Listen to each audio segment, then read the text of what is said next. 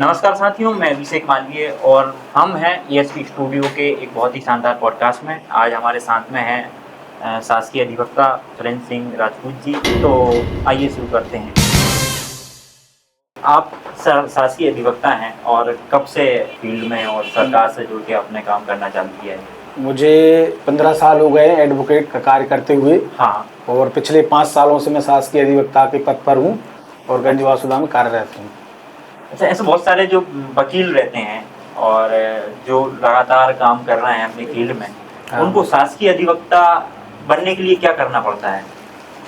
शासकीय अधिवक्ता बनने के लिए पहले तो आपको 7 साल की रेगुलर प्रैक्टिस चाहिए। 7 साल की। इसके बाद आपको वकालत के क्षेत्र में थोड़ा मेहनत करना पड़ेगी। हाँ। इसके बाद जो भी सरकार के माध्यम से जो भी कंप्लायंस होती हैं, उन कंप्लायंस में आप अपना आवेदन कर सकते हैं और आवेदन करके जो भी न्यायिक प्रक्रिया होती है उसके अंतर्गत चयनित होते हैं तो नियुक्ति हो जाती है आपकी।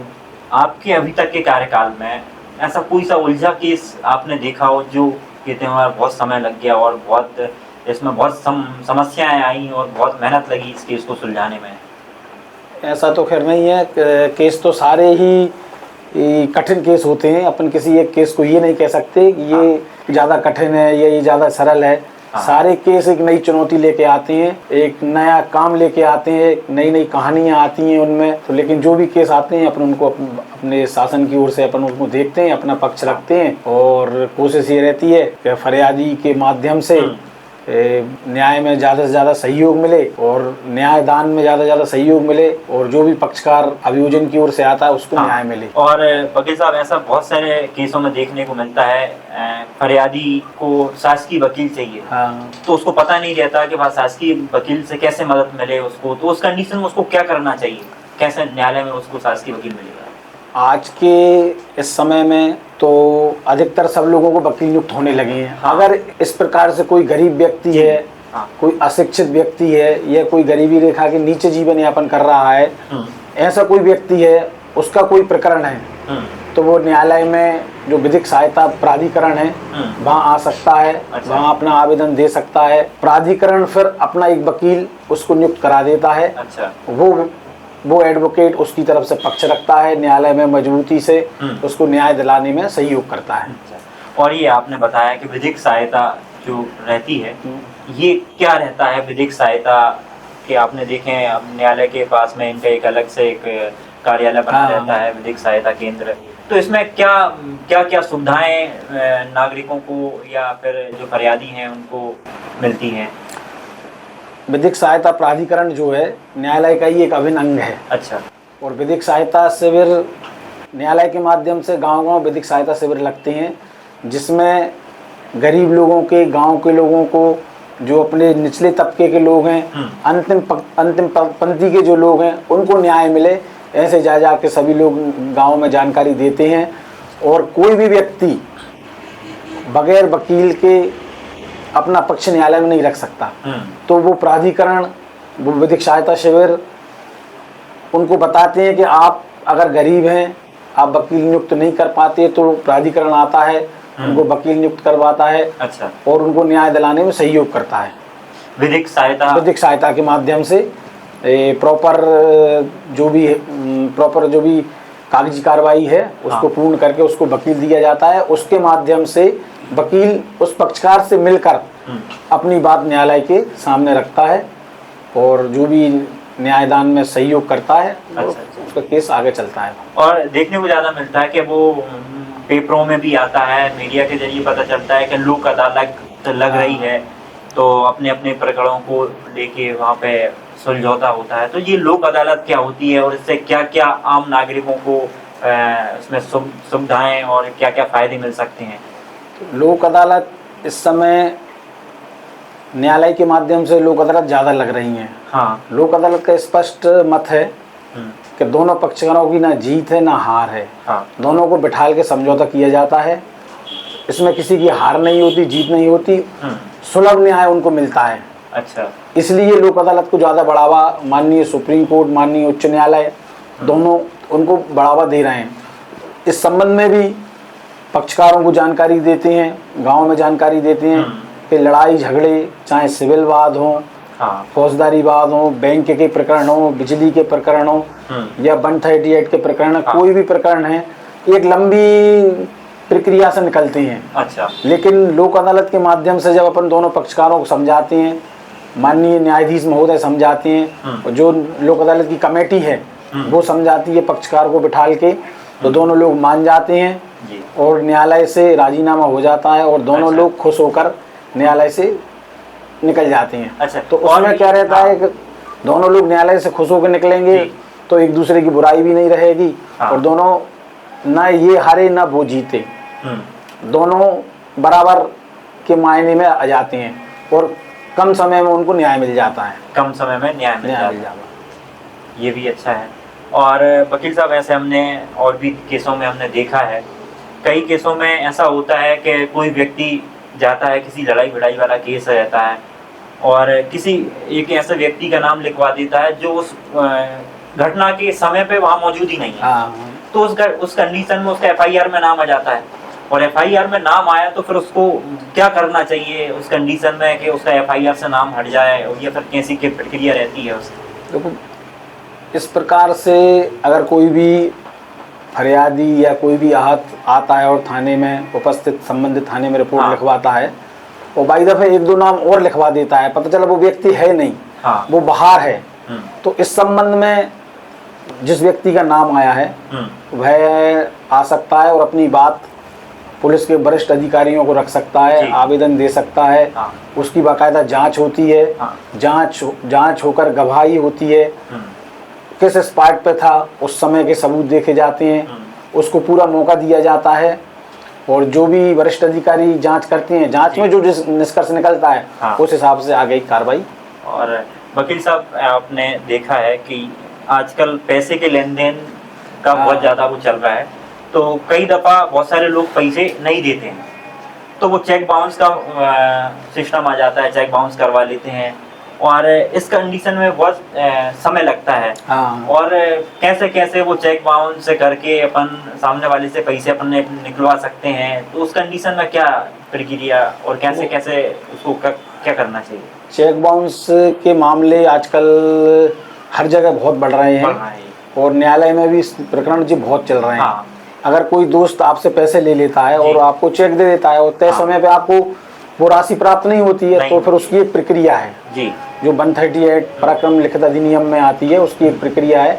आप वो चेक बैंक में लगाएंगे, बैंक से बाउंस होगा, हाँ, बाउंस होकर फिर दोबारा एडवोकेट आप उसको नोटिस देंगे, जी, और नोटिस में आप 15 दिन का उसका समय देते हैं कि 15 दिन की आपने जो राशि हमसे ली है वो राशि दे दो, नहीं तो हम सक्षम न्यायालय में आपके प्रति 138 का केस लगा हाँ। देंगे। अगर नोटिस का वो जवाब नहीं देता है तो अपन को फिर न्यायिक प्रक्रिया का पालन करना पड़ता है। हाँ, फिर आप न्यायालय में लगाइए उस केस को, और न्यायालय के माध्यम से फिर वो आपको राशि प्राप्त होती है, अच्छा। और उसमें जो भी खर्च है हाँ। वो भी आपको प्राप्त होता है, और जो भी बैंक का ब्याज है, जी, जो भी न्यायालय तय करती है उसके माध्यम से वो केस डिसाइड हो जाता है और ली हुई राशि आपको प्राप्त हो जाती है। इसका मतलब कितना समय लग जाता है इसको? उसमें भी समय का कोई ऐसा कोई विशेष वो नहीं है, कहो तो आप नोटिस में ही आपको पैसे प्राप्त हो जाते हैं। हाँ। कभी आपने कोर्ट में केस लगाया, न्यायालय के माध्यम से उसको तामील जाती है, जी, तो वो पहली पेशी पे ही पैसे देने के लिए तैयार हो जाता है। हाँ। कभी थोड़ा सा लंबा चलता है, कभी लोक अदालत में आपका प्रकरण निपट जाता है, हाँ, उससे ये होता है आपकी कोर्ट फीस भी आपको वापस मिल जाती है। तो इस प्रकार जो भी न्यायिक प्रक्रिया है उसके अंदर ही इससे आपका केस हल हो जाता है और आपको राशि कम समय में प्राप्त हो सकती है। और कई केसों में ऐसा देखने को मिलता है कि कोई व्हाट्सएप की चैटिंग हो गई या फिर वीडियो फुटेज है हाँ। या ऑडियो है, तो न्यायालय में ये ऐसे इलेक्ट्रॉनिक उपकरणों का जो फुटेज है या ऐसे साक्ष्य कैसे क्या अपन उनको वहाँ पेश कर सकते हैं, किस फॉर्मेट में हाँ। करें, क्या है? तो आज के इस प्रिंट मीडिया इलेक्ट्रॉनिक मीडिया के युग में अगर कोई वीडियो है आपके पास हाँ। जो अपराधी के संबंधित है, हाँ। कोई ऑडियो है, कोई व्हाट्सएप चैट है या किसी भी प्रकार का वीडियो है, तो उसको अगर आप एज ए सबूत, एज ए गवाह, हाँ। ये गवाही के तौर पर न्यायालय में पेश करना चाहते हैं तो उसकी एक अलग प्रक्रिया है। हाँ, उसमें सबसे पहले तो ये देखा जाता है ये वीडियो आपके मोबाइल से बना है, हाँ। तो आपके द्वारा ही पेश किया जाएगा। अच्छा। उसमें धारा 63 भारतीय साक्ष्य अधिनियम 2023 के अंतर्गत एक आवेदन देना पड़ता है, 63B का प्रमाण पत्र देना पड़ता है, और प्लस एक आवेदन देना पड़ता है कि ये मेरे मोबाइल से बनाया हुआ है, इसको मैंने बनाया है, और इसको फिर मैंने ही पेन ड्राइव में डाइवर्ट करवा के पेश कर रहा हूँ, इसमें किसी प्रकार की कोई काट छांट नहीं की गई है, ये सत्य और सही है। तो इस प्रकार वो आपका जो सबूत है, वो एविडेंस है, वो न्यायालय उसको फिर ग्राह्य करती है और उसको देखती है।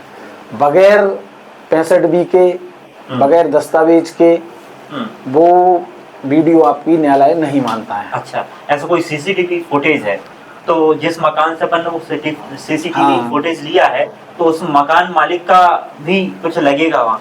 देखो, सीसीटीवी के मामले में किसके यहाँ सीसीटीवी लगा है, हाँ, उसका एक एफिडेविट लगेगा। हाँ, आप उससे ले रहे हो, उसका ओरिजिनल जो डीवीआर है, हाँ, उसको सेव कर रहे हो। हाँ, उसको डीवीआर सेव करने के लिए 6 महीने तक वो सेव रहती है, तो तुरंत उसको संबंधित थाने में जानकारी दें कि ये जो घटना है जी, फला व्यक्ति के वीडियो एक सीसीटीवी कैमरे में है, तो आप पुलिस की मदद लेकर वो कैमरे से डीवीआर भी जब्त करवा सकते हो और उस सीसीटीवी की फुटेज अपने पेन ड्राइव में ले सकते हो, और वो संबंधित दस्तावेज जी आपके और मकान मालिक के दोनों के लगा के पुलिस को आप दे सकते हो, और पुलिस उसको संबंधित जो भी घटना है, जो भी प्रकरण है, उसमें चालान के साथ लगाती है, तो न्यायालय में उसको ग्राह्य किया जाता है, मान्य किया जाता है। और वकील साहब, आपका जो वकालत में आने का और वकील बनने का शुरुआत से क्या मकसद हुआ, या क्या कहाँ से क्या प्रेरणा मिली कि भाई हमें वकील बनना है, और अब तो आप सरकारी वकील हैं, तो ये तो वकील ऐसा तो कोई मेरा विशेष मन नहीं था। हाँ, मेरा नौकरी की तरफ ज़्यादा रुझान था जी, कि कोई किसी नौकरी के लिए, लेकिन चूंकि हमारे ताऊजी वकील थे, स्वर्गीय श्री माधो सिंह जी राजपूत जी, तो उनके साथ मैं बैठता था, देखता था, समझता था, उनके कार्य में मैं मदद करता था। हाँ, तो धीमे धीमे फिर मेरी प्रेरणा वकील के तौर पर हुई। हाँ, फिर उन्होंने ही मुझसे कहा कि अब आप एक काम करिए, आगे कुछ ना करके वकालत की पढ़ाई करो, तो उनके कहने के अनुसार फिर मैं चला।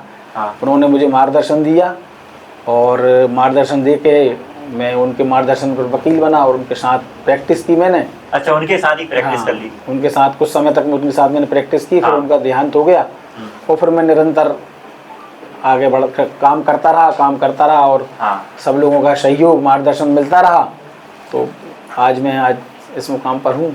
देखते हैं कि अपन वकीलों में सबसे ज़्यादा एकता वकीलों में रहती है। हाँ, तो ये इसका कारण क्या है मुख्य? आपने और भी देखे होंगे ऐसे पत्रकारों में एकता नहीं है, और बहुत सारी जगहों में अलग अलग संगठन बने हैं, अलग अलग सब कुछ बना है, और यहाँ सिर्फ वकीलों का सिर्फ एक ही संगठन रहता है उसमें। हाँ, और बस उनका पूरा समूह, अगर कुछ वकीलों से कुछ भी हो जाए तो वो पूरा संगठन एकदम खड़ा हो जाता है। तो वकीलों का हर जगह जो वकील हैं, तहसील हैं, जिला लेवल हैं, हाँ, उनका सबका एक रजिस्ट्रेशन होता है। हाँ, तो registration state bar council Jabalpur से होता है। हाँ, और वहाँ से जो दिशा निर्देश आते हैं, नीचे का बार उसको फॉलो करता है। हाँ, अब चूंकि वकील एकता के लिए है, तो सारे वकील बैठकर अगर कोई समस्या आती है, तो वकील जो बुजुर्ग हैं, जो सीनियर हैं हमारे, हाँ, उन लोगों के मार्गदर्शन में कोई भी समस्या अगर वकीलों के विरोध में आती है, तो उसको बैठकर हल करते हैं, समझते हैं, और कानूनी तौर से उस पर बात रखते हैं, और कानूनी तौर से ही आगे उस पर कार्य करते हैं। ऐसा नहीं है कि अनलीगल तरीके से कोई ऐसा काम नहीं किया जाता। जो वकील की रेपुटेशन पे किसी प्रकार की कोई बात आए, जो भी अगर बात है, अगर कोई बात वरिष्ठ अधिकारियों को भी रखना है तो कानूनी तौर पर रखेंगे। अगर मजिस्ट्रेट या पीठासीन अधिकारी को भी बताना है, तो वकील अपने जो सीनियर लोग हैं, अपने संघ के लोग हैं, जो पदाधिकारी लोग हैं, उन लोगों को बता के उनके बताए अनुसार वकील आगे काम करती हैं, और एक इस प्रकार से वो प्रक्रिया चली आ रही है। तो वकील साहब, बहुत सारी घटनाएं हो रही हैं, आप देखते हैं कि सड़क पे दुर्घटना हो जाती है, सड़क कोई वाहन चला रहा है या फिर कुछ से, तो इस कंडीशन में क्या क्या उनको सावधानी रखनी चाहिए चालक को? आज के दौर में आप देख रहे हो, रोड पर, नेशनल हाईवे पर अपने नवयुवक हैं जी जो गाड़ियाँ स्पीड से चला रहे हैं, बगैर हेलमेट के चला रहे हैं, बगैर इंश्योरेंस के चला रहे हैं जी या तेज़ गति में चला रहे हैं, हाँ ऐसी कंडीशन में एक्सीडेंट होती हैं। लेकिन इन सबको रोकने के लिए और घायल व्यक्ति अगर कोई पड़ा हुआ है उसको उठा के अस्पताल तक ले जाने के लिए भी शासन की ओर से कई योजनाएं हैं। हाँ। उनको पुरस्कृत किया जाता है कि ये अस्पताल से घटना स्थल से उठा के अस्पताल में भर्ती कराया ताकि उसकी जान बच सके। और ऐसे लड़के जो बगैर हेलमेट की गाड़ी चला रहे हैं जी उसमें एक्सीडेंट हो जाता है, उस सिर में गंभीर चोट आती है, इस चक्कर में वो शांत हो जाती हैं। जी तो बगैर हेलमेट की गाड़ी नहीं चलाना चाहिए, गाड़ी इंश्योरेंस करके चलाना चाहिए, प्रॉपर इंश्योरेंस होए, प्रॉपर यातायात नियमों का पालन करना चाहिए।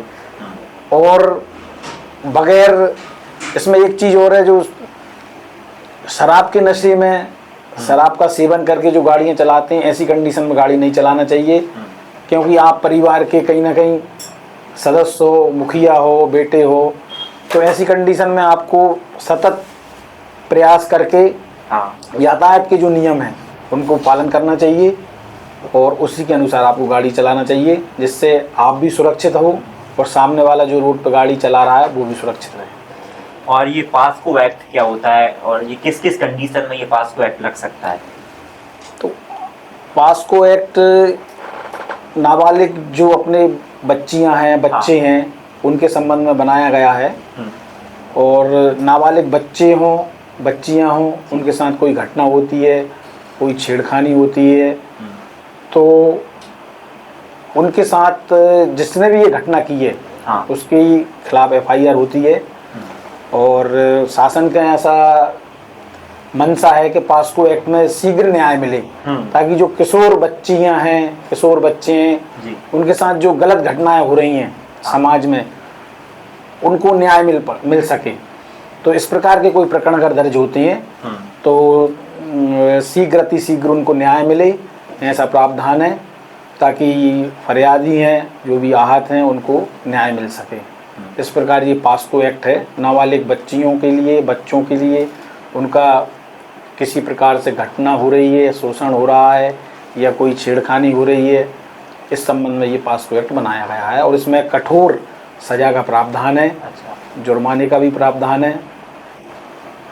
और एक नॉर्मली सवाल है, ये नॉर्मल सवाल ये है कि बहुत सारे लोग हैं कहीं ना कहीं कोई समस्या में आ ही जाते हैं, आज नहीं तो कल, और वो जब आवेदन बनवाते हैं किसी वकील के पास जाते हैं तो आवेदन बनवाने के लिए या फिर किसी से बनवाते हैं, तो वो खुद से आवेदन कैसे बना सकते हैं और उसमें क्या क्या बातें ध्यान रखें? वैसे अगर कोई घटना होती है वो फरियादी स्वयं भी आवेदन बना सकता है जी। और तहसील प्लेस पे जा सकता है। वहाँ बहुत से लोग समाज सेवी के हिसाब से बैठे रहते हैं जो आपका निःशुल्क आवेदन लिख देते हैं।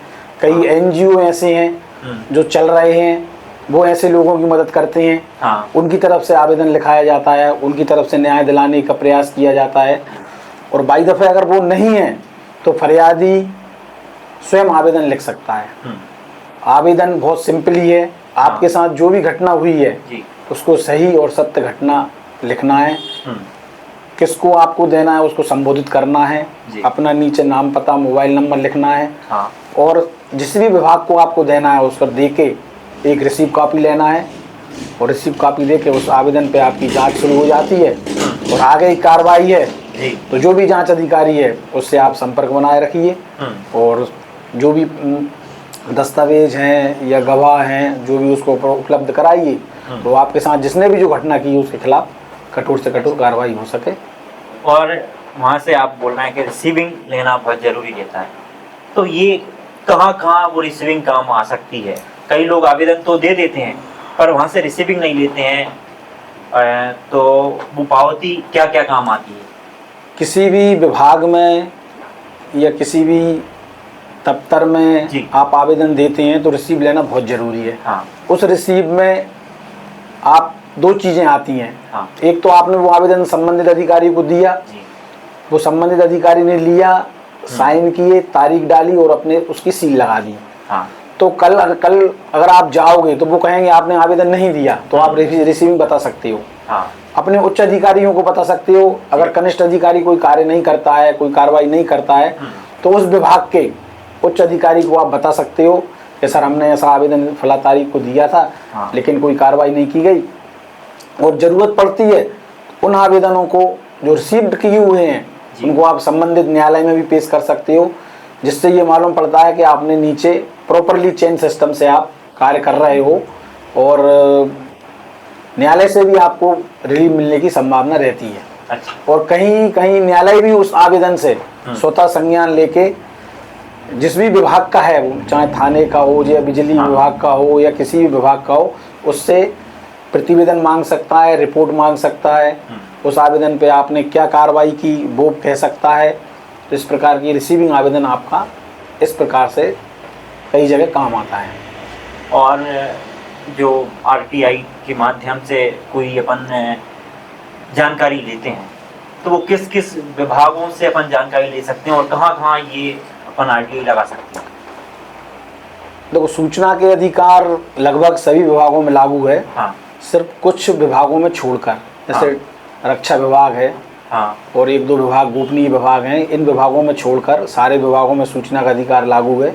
हाँ। सिंपली कोई भी व्यक्ति, भारत का कोई भी नागरिक, वो प्रॉपरली जो सूचना का अधिकार का आवेदन है वो भरकर, हाँ। उसमें जो शुल्क है, जो फीस है, वो लगाकर संबंधित अधिकारी को दे सकता है, उसकी रिसीव ले सकता है। हाँ। और तय समय के अंदर आपको वो जानकारी संबंधित अधिकारी देता है। और बाई दफे अगर वो नहीं देता है, अपना समय निकल जाता है, तो हाँ। उस रिसीविंग के आधार पे जी। आप उस आवेदन की उच्च अधिकारी को अपील कर सकते हो। हाँ।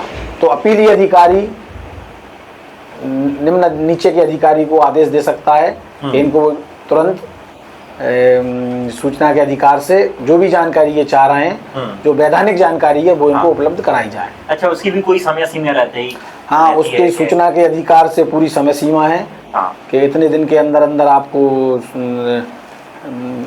जानकारी उपलब्ध कराना है। जी। और अगर नहीं देते हैं तो अपील में आप जा सकते हैं। अपील में भी निश्चित समय है, तो उसमें भी जाके आप प्राप्त कर सकते हो। अच्छा। और प्राइवेट सेक्टर में अपन इसका उपयोग कर सकते हैं क्या? प्राइवेट सेक्टर में भी आप मांग कर सकते हो। हाँ। अगर आपसे संबंधित हैं तो आप निश्चित प्राइवेट सेक्टर भी इसमें बाध्य है। हाँ। और देना पड़ेगी आपसे संबंधित जो जानकारी है। जो जैसे अगर कोई वर्कर है, हाँ। कोई वर्कर अपने विभाग से या फैक्ट्री से या कंपनी से जानकारी चाह रहा है, तो वो उसको देना पड़ेगी। ये उनके लिए भी लागू है। ये कोई शासकीय व्यक्ति भी लगा सकता है? हाँ, शासकीय व्यक्ति भी लगा सकता है, जानकारी दूसरे विभाग से मांग सकता है। हाँ। सबके लिए है, कोई भी भारत का नागरिक है, कहीं भी जाके, बस ये है कि प्रॉपरली आपको नियम से काम करना पड़ेगा, नियम से जाना पड़ेगा और आपको जानकारी उपलब्ध हो जाएगी। जी, बहुत बहुत धन्यवाद आपका, और इतनी सारी जानकारी हमारे दर्शकों को देने के लिए। और हम नेक्स्ट टाइम ज़रूर हम और भी कुछ विषयों को लेकर हम बातचीत करेंगे।